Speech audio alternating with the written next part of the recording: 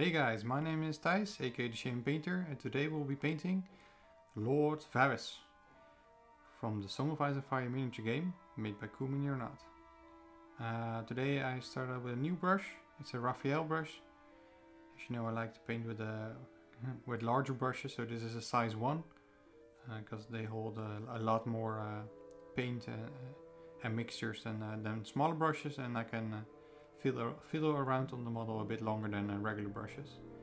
So starting out with the flesh tones, there aren't a lot of parts that are made that show bare skin, but we have the full head, of course. He's bald, the unique, and the two hands sticking out. So I started applying just a thin coat of Cajun flesh tone, and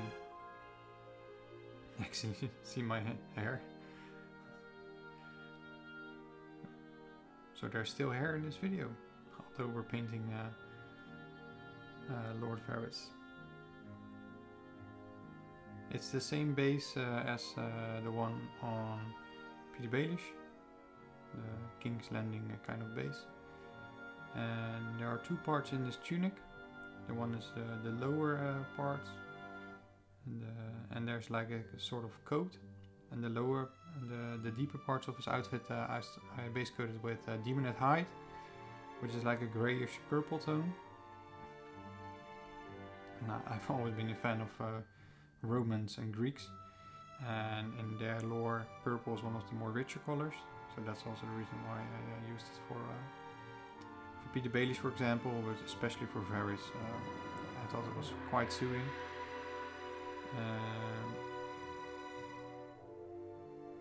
And I applied a couple coats, just fiddling around with the model and making sure that I touch up all the spots. It's always easier to do one or two or three thin coats than do one thick coat. But if you have to apply 4 or 5 coats to make it work, then you're thinning down your paints way too much. This is Ragnar Burgundy, one of the newer paints from Citadel range, and that's a quite rich burgundy color, also used on the previous video of Peter Baelish, and I applied this on the coat part of the model. The edges and the rope around his waist will be painted with a gold color, actually metallic paints from Vallejo later on in this video. Yeah, just to give him the most expensive look possible. I think when you talk about luxury, there are only two or 3 or 4 characters that term applies to, and I think Lord Varys is absolutely one of the more luxurious characters in the entire Song of Ice and Fire lore. The base again is from Micro Art Studios, and it's almost like a chapel-like base, like an old Gothic cathedral base, and I painted up with a couple contours paints, snakebite leather contours paint, and a couple of black tones in there, a couple shades, nothing more. The base is also dry brushed with a bit of Karak stone to just touch up the edges. And here you see me applying a second coat of Demonhead hide. You can wait for the paint to dry, but you can also start on a different part, just like what I did with the burgundy parts. It gave me some time to actually make sure the Demonhead first layer was actually completely dry, and then just continue with a different part of the model. Sometimes I'm not that precise with coating the entire part of a model with one opaque color. If you're going to be using a shade or something else, then it doesn't really matter. So sometimes when it comes to skin, every flaw will count. So if you have a little mold line, if you saw at the beginning of the video, he had a black stripe on top of his head. That is because of the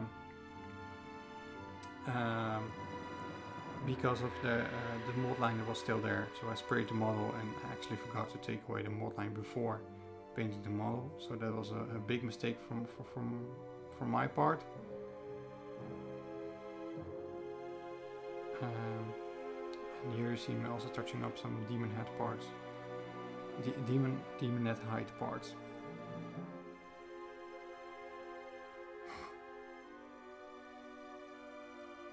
Well, nowadays there are two ways to create shadows on your model. Actually, multiple ways. If you look at the classical shade or wash types, we could have used Druchii Violet for the burgundy parts, and here you can see me use Dragon of Nightshade for the demon head parts to give it more of a bluish tone. And I'm actually using contrast paint, tint down with water. It has to be tint down with water.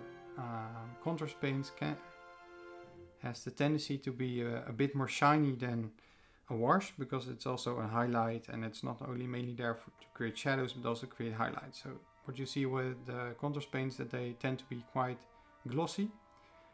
So what I like to do is mix in a bit of water, and water will dull it down just a tad bit to make sure it doesn't create a sheen across the entire model.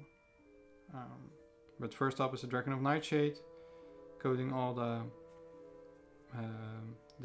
grayish purple parts and making sure it doesn't pool in certain areas. So don't make sure you check your model whilst it's drying. If you're too late, and it can be a couple seconds too late, what will happen? A pool has formed and the edges have already dried.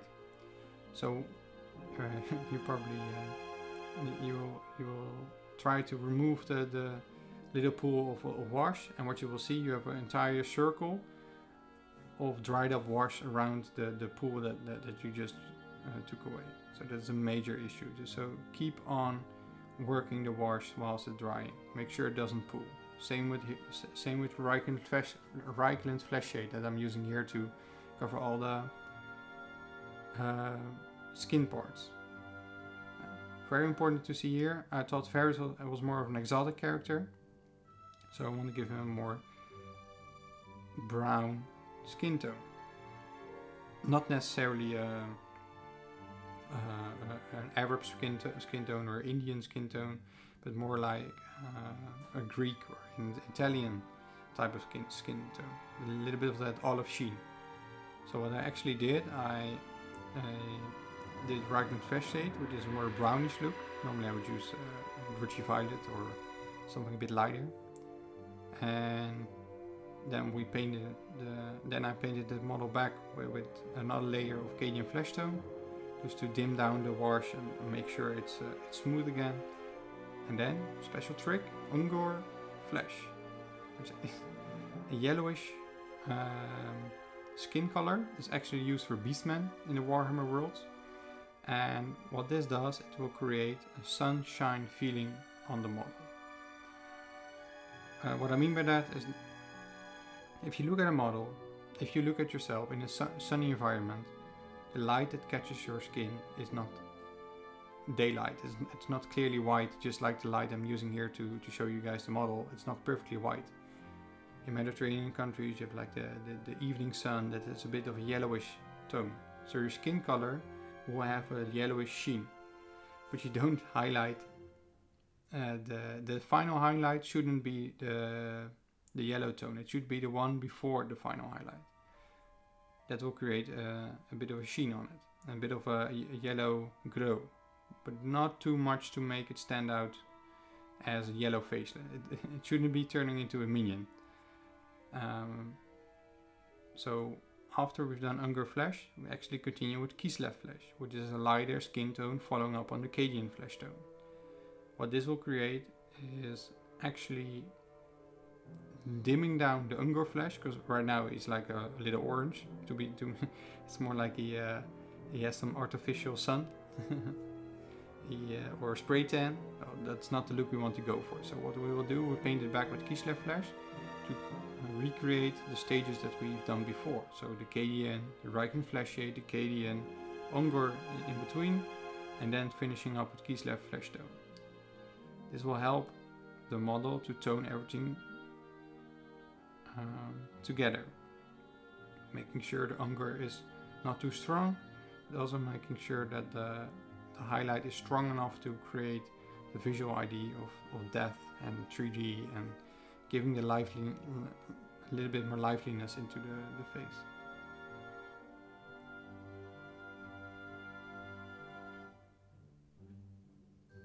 So you see me here with light color, ultron gray, painting in the eyes white. Again, I'm a big fan of this technique to paint the eyes.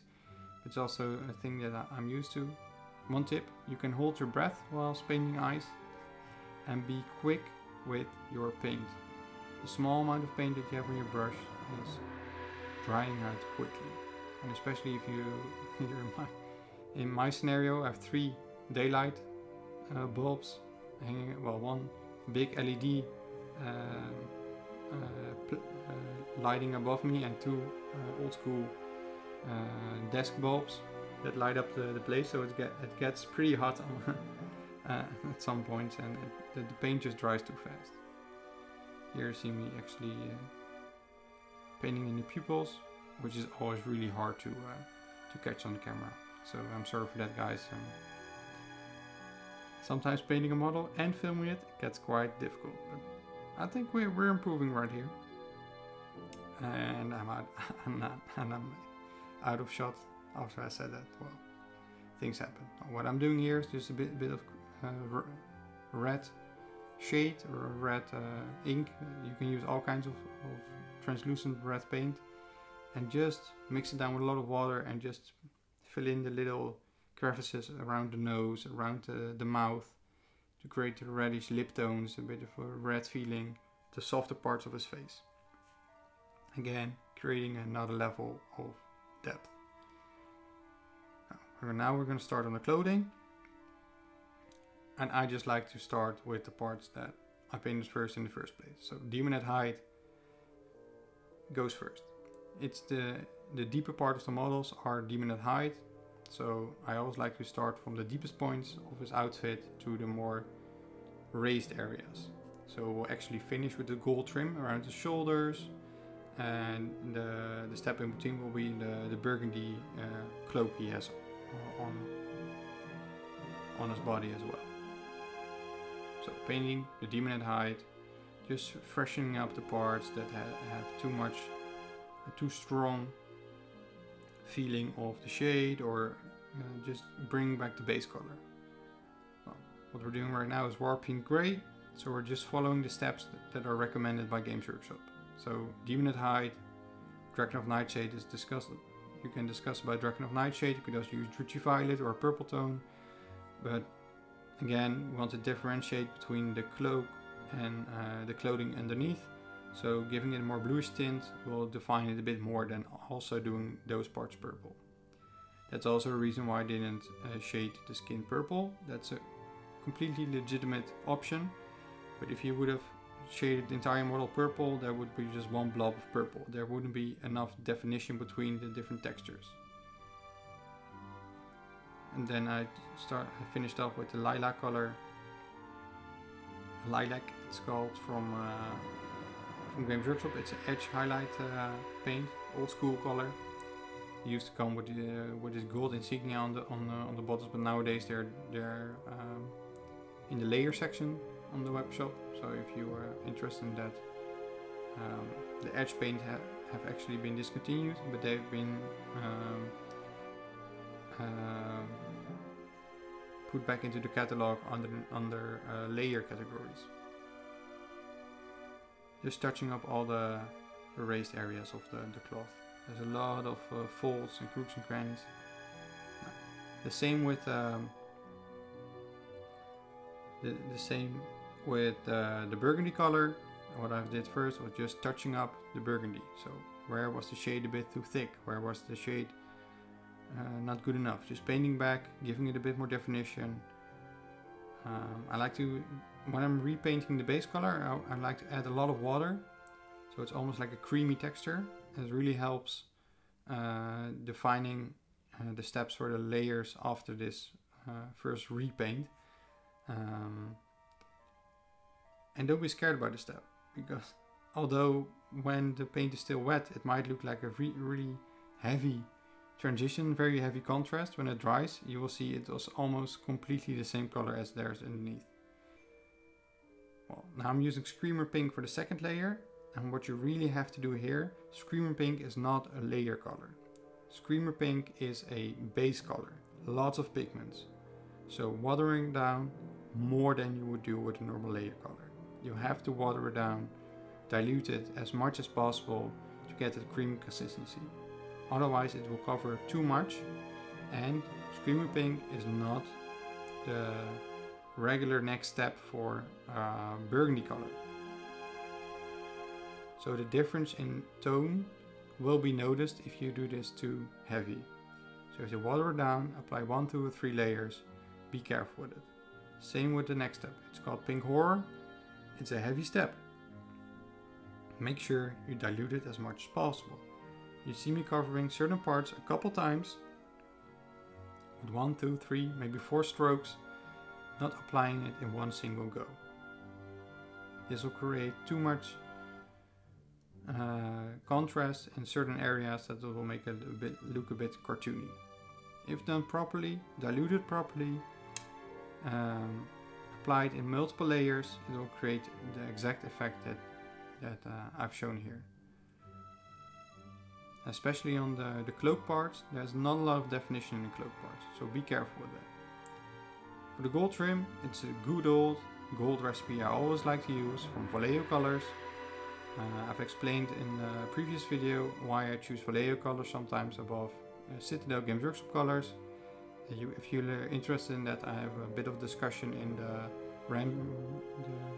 Ramsey Bolton tutorial, so check that out if you like. I start with bronze. Bronze is a really saturated, dark gold color. It's almost like an old gold color. It's a bit dark actually, because the next step will be old gold from Vallejo.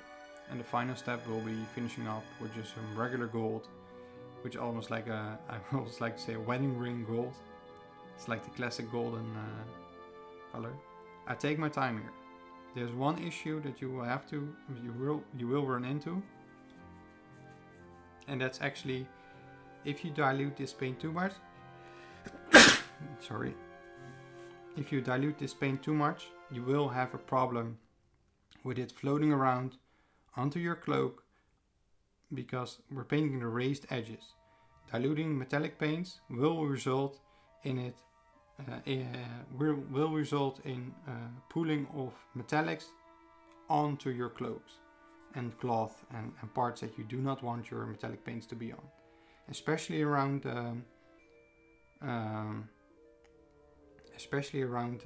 the belt parts, the little rope around his waist.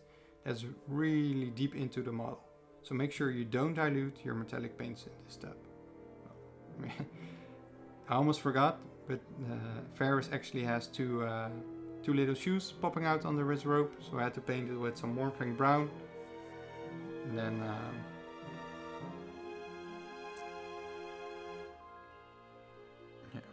they are almost not visible because the cloak is so flowy and almost touching the base, so it was also pretty hard because I already painted the base before I started painting, so it wasn't the smartest step to do. But yeah. The thing is, I touched a couple parts of the base with brown. It isn't that bad because it was right next to his feet, so what I did here is actually use the a.k.a. Earthshade to cover the feet, but also to remove some of the mistakes I made with the base. Also doing, I did touch some parts of the cloth, so what I actually did was applying the shade generously across the golden parts of the model. And here see me with the two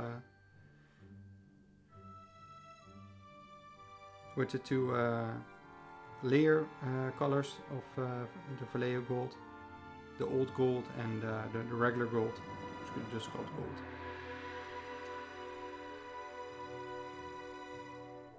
If you like watching these kind of videos, please consider liking this video. I would really appreciate it if you leave a comment, so I know if you have any feedback and if you would like to see some improvements, or what kind of models you would like to see painted up, what kind of techniques.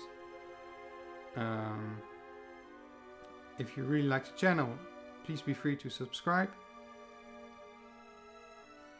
And if you're really interested and like to support us, there's also an option to do to be part of our Patreon. And in our Patreon we will do community polls, so you can have a little bit of saying into what kind of the things we do and what you would like to see. We actually have some behind the scenes content on Patreon. And we have some live Q&A and all kinds of rewards. If you are a patron for at least 6 months, you will also receive some free Patreon exclusive dice. And there are also a couple options for when the coronavirus is finally over. Then when you get early bird tickets for our gaming events and other events as well.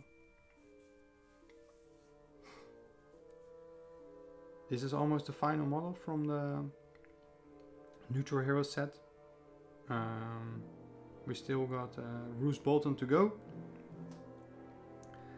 When I'm talking to you right now, he's already filmed and already done, so don't worry. And after that we will continue for Song of Ice and Fire with the terrain set, the 3D terrain set. And as we speak, that has also been filmed.